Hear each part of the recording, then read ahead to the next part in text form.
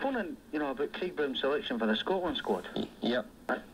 He must know that Hearts have got a good team. We get Colin Cameron in the squad, Stephen Presley. Yep. I just don't know why for at least 3 seasons he's been ignoring Anthony Nemi.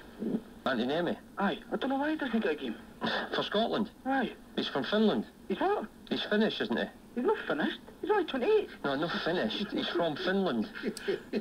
What do you mean? That's where his nationality is Finnish. He's from Finland. He's not Scottish? No. Oh, I thought he was Scottish. Here we are. Oh, yes. He's not finished. He's only 28. Good old Auntie Naomi. I really had high hopes for Fulham this season. I saw them play against Arsenal at home, and they got sort of well beaten in the end, but you've definitely got some terrific pace up front with Louis Mortarboa. Mortarboarder.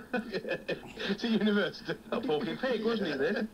Can happen. It can happen. 9:33, 3 till 10 o'clock. Alvin Martin in the chair with Rob Beasley, the world. Rob Beasley of the world. Of course, of the news of the world. Of the news of the world. But he just that moment, he just couldn't remember, and he knew he came from somewhere. Yeah. Hey, he wasn't wrong, was he? He's of this world. In the days before, Mike worked with Aaron. I've got a bit of quaz onto my mouth. That quaz on the mouth can cause you to lose your memory. The incident, but Graham treats it in a sort of sporty way. He certainly does. There's no racecourse near that, so I don't know. No, that's right, yeah, Mousel, but there was, I remember people lost at sea in a tragedy down there, weren't there, not so long ago. Yeah, very, very disappointing indeed. Like a 2-1 defeat at Leicester. Terribly disappointing. So disappointing. Not a bad day. Yeah. Let's go to London and Neil. At the moment, no one disagreeing. Neil, good morning. Welcome to Talk Sport. Good morning, Alan. Hi. Greetings to a fellow Celt.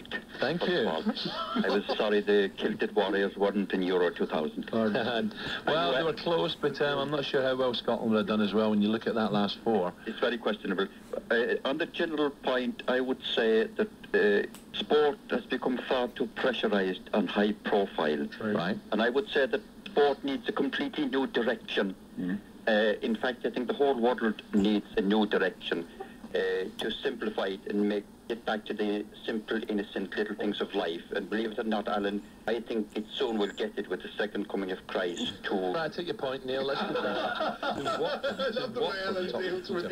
Take your point, on to Peter. Take your point, Neil. Second coming of Christ. And, boy, Jesus. Yeah. What a player, mate. Yeah. Anyway, now this one, this is Mike. Sorry, this is Alan. Millwall chairman Theo is that right? Paphitis? I'm sure it's longer than that.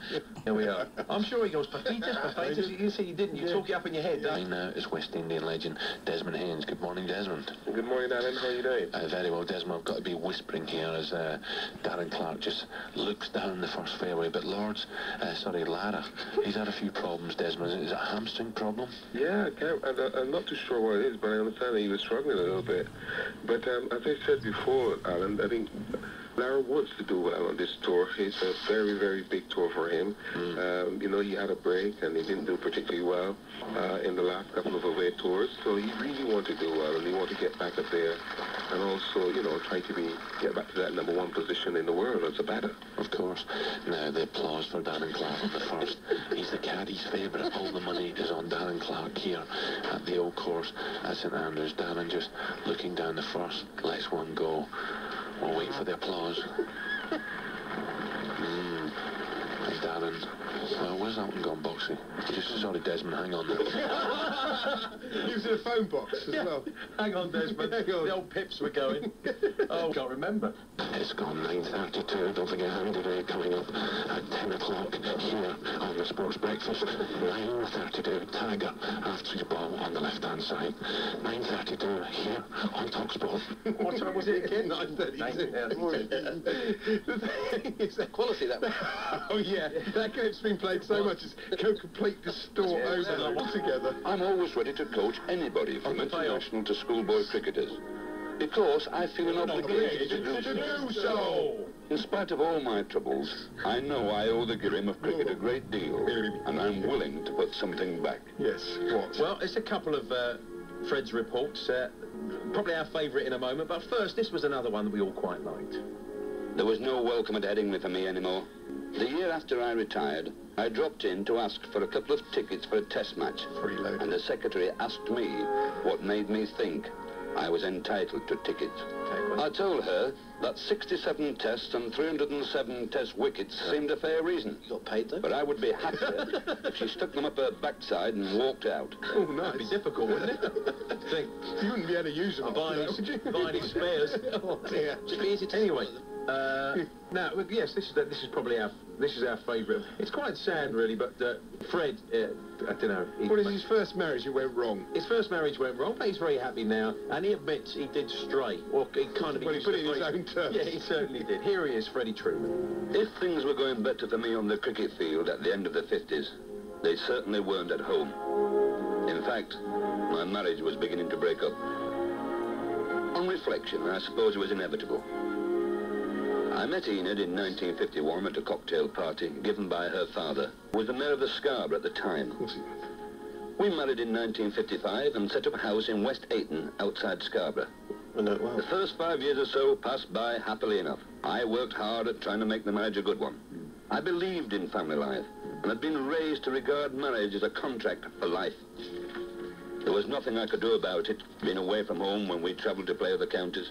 And the 6-month tours abroad placed a tremendous strain on our relationship. Cricketers are human. When you're used to a healthy marital relationship, it's more than flesh and blood can stand to go without sex for 6 whole months. Steady on, Fred. Contract for life.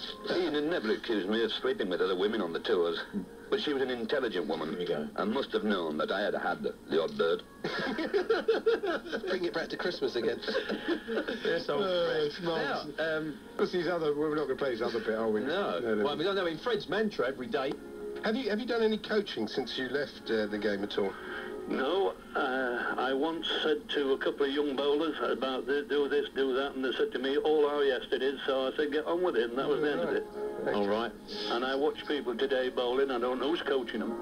So you didn't feel an obligation to do so or anything like that, really? No, not at all. There we are. So he can do it in the end. Anyway, thanks to Fred for the entertainment. Yeah, we've still got quite a bit left of the other one. Liam said to me, we're only on... Everybody clear your throats and away we go.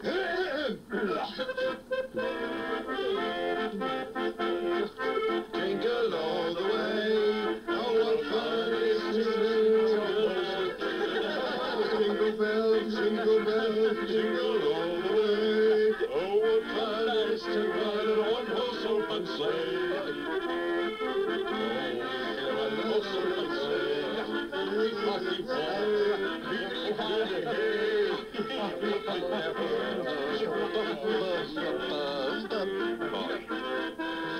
You put a Christmas